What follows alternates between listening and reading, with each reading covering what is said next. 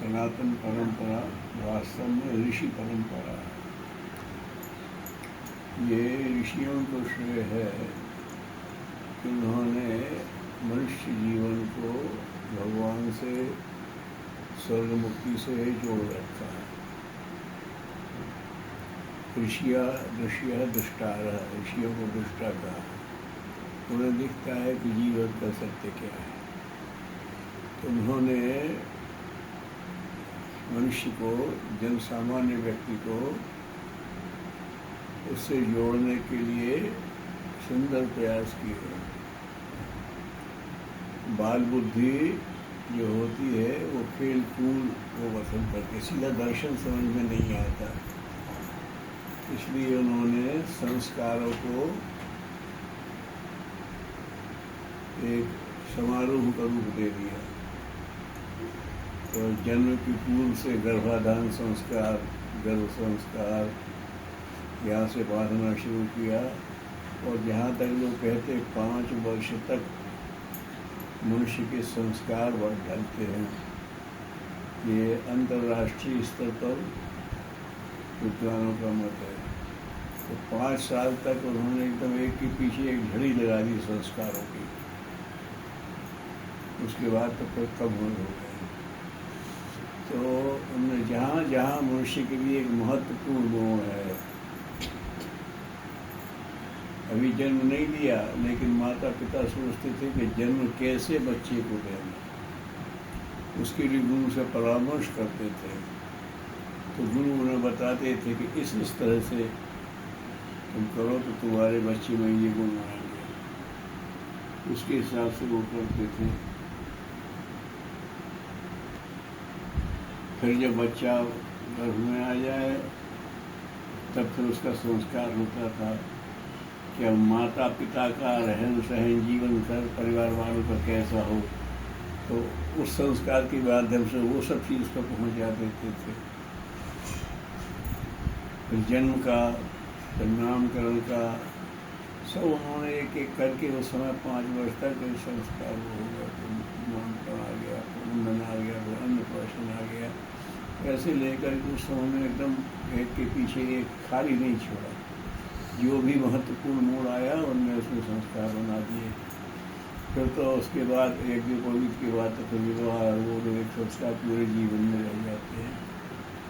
तो ये भारत की संस्कार परंपरा यही रत्नों की खान है। हर जगह से उन्होंने इसको किया है और वो इतना अच्छा बन पड़ा है कि भगवान भी यहाँ पर बार बार जन्म लेने की कोशिश करते हैं। और जगह जाओ एक आध तो भगवान ने दिया है, लेकिन हमारे यहाँ 10 बार 24 बार भगवान के अवतार होते हैं। तो ऐसा है कि भगवान को भी लगता है कि इस तंत्र में जाकर के हम लोगों को अच्छा उपदेश दे सकें।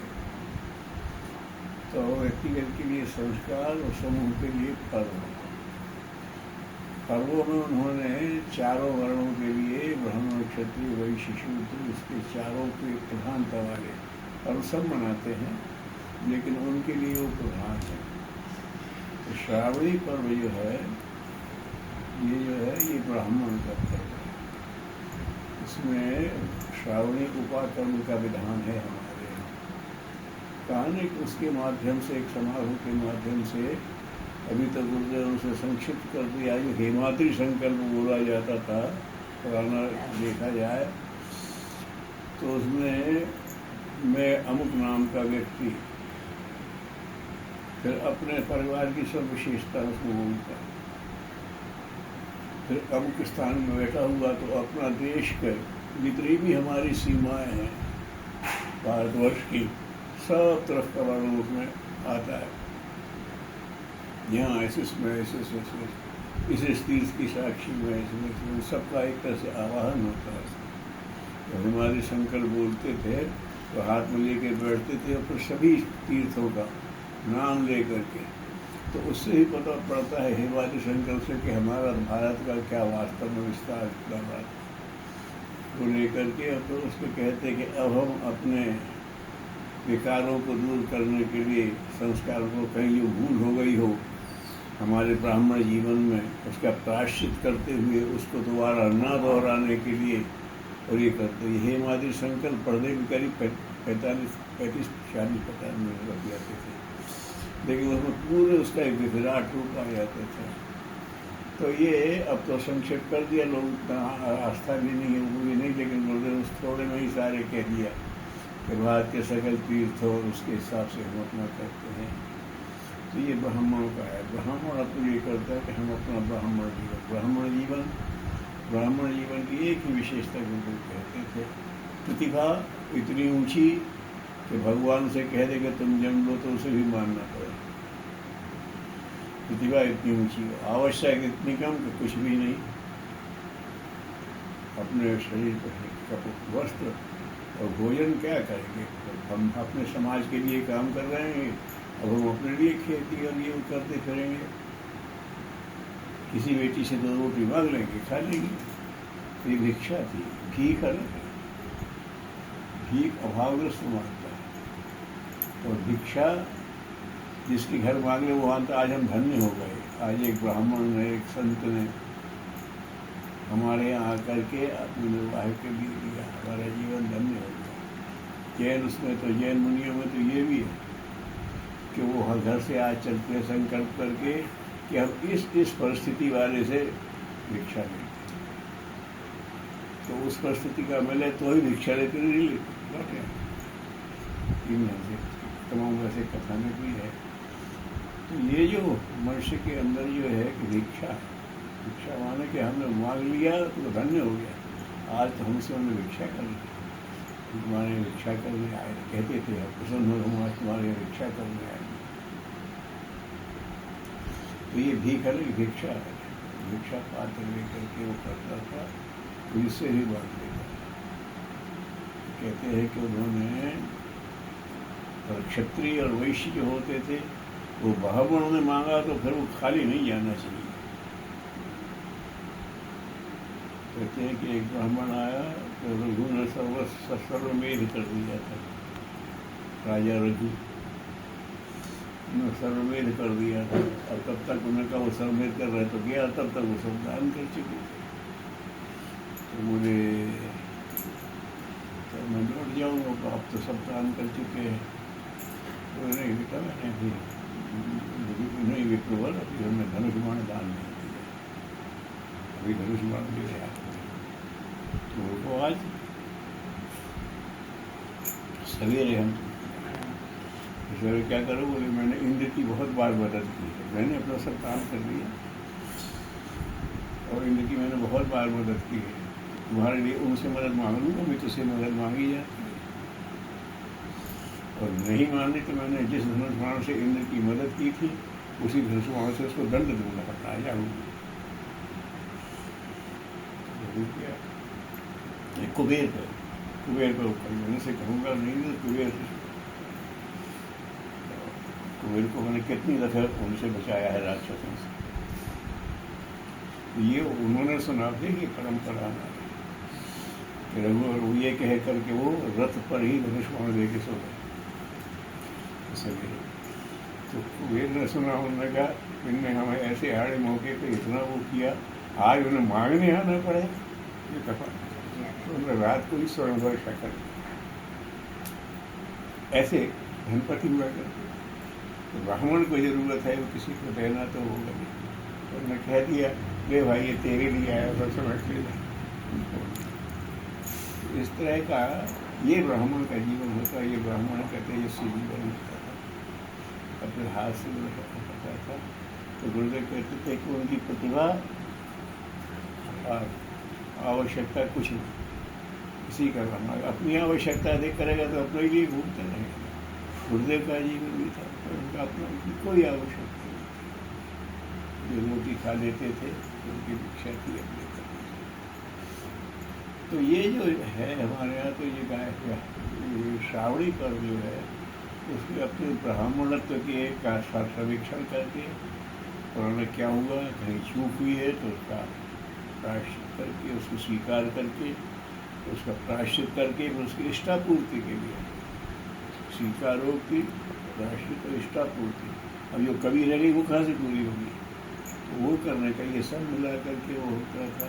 तो इसीलिए जो हम पहले लेकर के वो अपना संकल्प करते हैं, उसके बाद यज्ञ को भी बदलते हैं। ये हमारा धारणा जो उनके प्रतीक है जैसे करें, और फिर बाद में दान भी करते हैं, यथाशक्ति दान करते हैं। तो ये इस तरह की तो श्रावणी पर्व का एक पक्ष ये है। और एक श्रावणी पर्व का रक्षाबंधन से किया है। गुरुदेव ने कहा है कि बहन भाई से और यजमान से पुरोहित से, क्योंकि उनका जीवन है, नारी का जीवन तो परमाणुकरण होता है। वो अपने भाई से संरक्षण की उम्मीद करती है, तब पति के पास नहीं पहुँचती। तो वो उसका मतलब ये नहीं है कि वो कमज़ोर है, वो कमज़ोर है इसलिए नहीं, लेकिन उसे जो कार्य करना है उसकी वजह से संरक्षण की जरूरत है, कि समाज उसी की ऊपर टिका हुआ है। तो उसको अगर होगा तो उसको उससे चाहिए, उसको चाहिए सब करने से भी श्रेष्ठ संपर्क बने। तो बहन अपने भाई से और पुरोहित अपने यजमान के संरक्षण की उम्मीद करता है। तो हम पूरा समाज के लिए कर रहे हैं। ये सब करके इसमें रक्षाबंधन को पहले किया जाता है। और रक्षाबंधन का ये भी कथानक मिलता है कि वो इंद्र हार रहे थे बार बार, तो किसी ने कहा कि ये मुहूर्त ऐसा है कि इस मुहूर्त में कोई भी महिला अगर इन्हें भगिनी भाव से रक्षा सूत्र बांध दे तो ये फिर पराजित नहीं होंगे। दुश्मन कहीं नहीं था तो उनकी पत्नी ने सती ने ही भगिनी भाव से उनको रक्षा सूत्र बांधा। फिर वो तो आज उसमें लिखा था गुरुदेव का रक्षा सूत्र कोई भी किसी को बांध सकता है, जिसको लेने की बात है। पहले होता था किसी पर संकट रहता तो राखी महिलाएँ भेजती थी उनके लिए, और उसको ध्यान किया जाता था कि राखी भेजी। झांसी ने नवाब वाला को राखी भेजी थी, तो वहाँ से लेके आए थे, लेकिन तब तक वो उनका हो गया। तो कहने का मतलब ये राखी का इतना वो है। कहते हो उसने तो हुमायूं को राखी भेजी थी, हुमायूं को पहुँचने में देर हो गई तो वो कर चुकी थी। तो वहाँ हिंदू मुसलमान कोई ना इतना ही एक भावना और सांस्कृतिक भावना थी। ये रक्षाबंधन राखी का भी पर्व है, तो लोग सब कुछ को मानते हैं। और ये माल की बात है, एक रक्षा सूत्र बांध दिया तो उसको सुरक्षा की गारंटी दे दी, उसने अपना तप लगा दिया। हमने देखा कि इसमें सूत्र में क्या होता है। हम पढ़ते थे हाई स्कूल में, तो एक कोबरा ने काट खाया को कहते हैं जहाँ काटा हुआ नीला पड़ जाए तो उसका असंभव जैसा होता है। फिर वो बच गया, उसने डॉक्टर ने तो उसे चीरा लगा के पोटेशियम बंद कर दिया। तो वो लोग आए तो उससे मैर आती हैं बार बार, तो उसे झाड़ देते हैं। एक थे वो उसके जो जानकार है, उनको बुखार था, तो जब कई काफ़ी हो गई तो उनको बुलाया, तो टांगे में बैठ कर के आए, दिख रही थी बीमारी ऐसी हालत। उन्होंने मंत्र पढ़ करके एक कलावा जो बांध दिया, फिर मैर नहीं आया उसे। साल भर बांधा, फिर सब खोल दिया, कहीं कुछ नहीं। क्या एक सू धागे में होता क्या है, अपने प्राण से अनुप्राणित करके बहन बांधती है भाई को, पुरोहित बांधता है अपने यजमान को, तो उसमें वो रक्षा का विवाह होता है। और चूंकि हम तुम्हारे लिए कर रहे हैं तो तुम्हारे पास जहाँ सामर्थ्य है, हमारी सामर्थ्य से हम तुम्हारी रक्षा करेंगे, तुम्हारी सामर्थ्य से तो हमारी रक्षा करेंगे। ये परस्परम भाग्यंता। तो इस पर्व को एक समारोह का रूप तो दे ही दिया गया है, लेकिन पुनः इसको करना चाहिए। गुरु ने पूर्ण किया है उसका, तो भीमाजी शंकर जी को सब कुछ होता सूख करके और सभी करते हैं। तो ये बड़ी एक अद्भुत परंपरा है, अद्भुत। थोड़े सूत्रों में क्या है, प्रेम का भाव भी भरा, और जैसा कहा कि वो अपने प्राण के अनुप्राणित भी होते थे। जैसे वो सांप की उसका आविष्कार बांधने का किया। तो ये अपने यहाँ की एक अलौकिक प्रथा है। हमारे ऋषियों ने अलौकिकता हर सी जगह जोड़ रखी है। तो इसके जहाँ समारोहों का स्वरूप ध्यान में रखा जाए, वहाँ इनकी अलौकिकता का भी रूप रखा जाए, और उस अलौकिकता से जुड़ करके ही उसका यही जीवन का लक्ष्य है कि हमें जहाँ से हम आए हैं सारी माया को चीरते हुए हम पुनः वहीं तक पहुँच जाएं।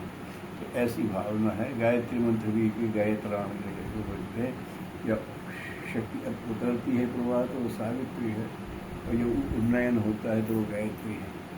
तो आ तो चुकी है शक्ति हम तक सावित्री के प्रयोग से, और हमें इस प्राण को उन्नयन गायत्री के प्रयोग गायत्री वही अपने उन्नयन की बात करती है, व्यक्ति को पवित्र भी करता है। यज्ञ कहती है कि ऊपर कोई लपटें उठती हैं हर चीज़ को, और वो सबके लिए प्रक्रिया 5 विशेषताएँ यज्ञ की कही हैं, तो वो यज्ञोपवीत के साथ जुड़े हैं इसको, इसलिए तो उसके साथ यज्ञोपवीत भी जोड़ दिया। यज्ञोपवीत का वो नया वो होता है, आज बदलते हैं लोग इसी संकल्प से। तो ये ऐसी जो दिव्यता इसके साथ जोड़ रखी है, भव्यता के साथ दिव्यता तो जोड़ रखी है, इसको भी ध्यान रखें। तो इससे भारतीय लोगों को भी मिलेगा, और दुनिया भी इस तरफ आकर्षित हो रही है कि कैसे कैसे ऋषियों ने भारत को समारोह पूर्वक गंभीर अध्यात्म सिखा दिया। समारोह बच्चों, जैसे बच्चों को खेल खेल में सिखाते हैं, ऐसे समारोह पूर्वक गंभीर अध्यात्म किस तरह से जोड़ दिया है। आदि का उसको एक अलग ही भाव होता है जब वो उसका आवश्यक करता है। तो ये जो किए है, तो ये श्रावणी को ब्राह्मण प्रधान, और ये दशहरे को विजयादशमी भी कथा का पर्व है, वो क्षत्रिय प्रधान, और दीपावली व्यवसाय और कृषि से संबंधित है, ये वैश्य प्रधान, और होली सप्ताह श्रमजीवी प्रधान। ये सब मनाते सब हैं, लेकिन उनके लिए विशेष संदेश लेके आया है, वो अपने आप को करें। इस तरह से जो अपनी सांस्कृतिक विरासत है, इसको हम सुरक्षित रखें, हम भी लाभ उठाएं और सारी दुनिया को लाभ